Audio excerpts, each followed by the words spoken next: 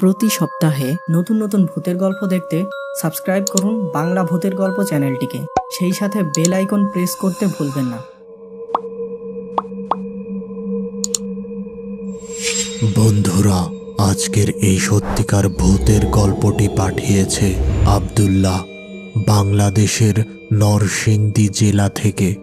আর এই ভূতের ঘটনা তার নিজের বাবার সাথে ঘটেছিল। আজকের বিশেষ প্রশ্ন: তোমরা কি কেউ কখনো কোনো মৃতদেহ সমাধিস্থ করতে কবরস্থান বা শ্মশানে গিয়েছ, আর সেখান থেকে ফিরে আসার সময় কোনো অস্বাভাবিক কিছু টের পেয়েছ?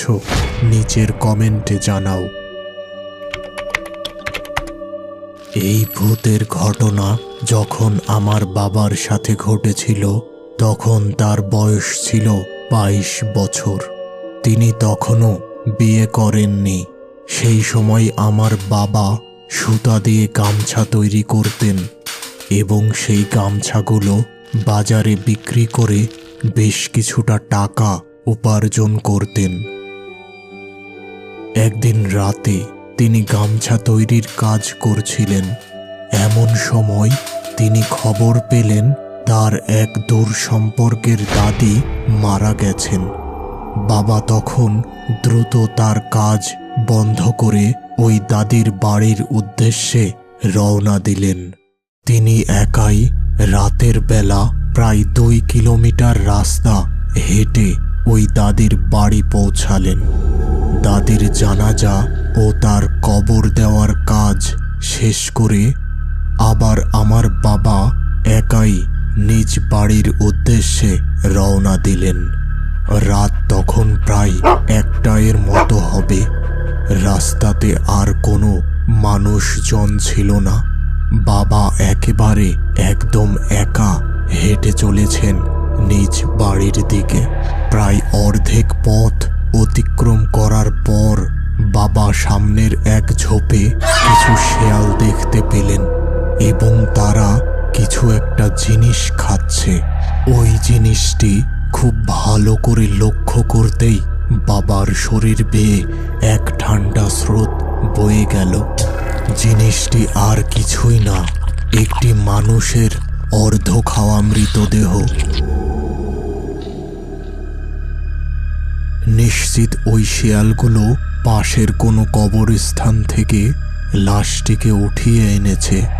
শেয়ালগুলো এক মনে খাচ্ছিল এবং মাঝে মাঝে একটি শেয়াল বাবার দিকে তাকাচ্ছিল। এই রাতের অন্ধকারে ওই শেয়ালের চোখগুলো আগুনের মতো জ্বলজ্বল করছিল।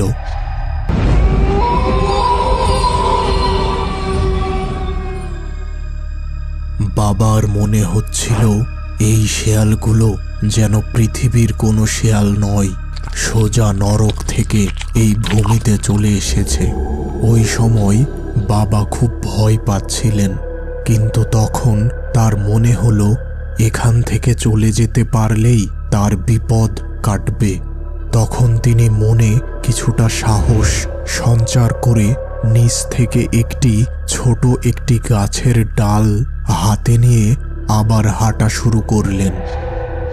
কিছুটা পথ অতিক্রম করতেই এবার বাবা দেখলেন রাস্তার পাশের একটি গাছ হঠাৎ মাটিতে নুয়ে পড়ল। তখন আশেপাশে কোনো ঝোড়ো বাতাস ছিল না। খুব ভালো করে লক্ষ্য করতেই বাবা দেখলেন গাছটির উপর 2টি সাদা অবয়ব দাঁড়িয়ে আছে। বাবা এবার বুঝতে পারলেন আসলে তার সাথে কি হচ্ছে এবং ওই শেয়ালগুলো আসলে কি ছিল।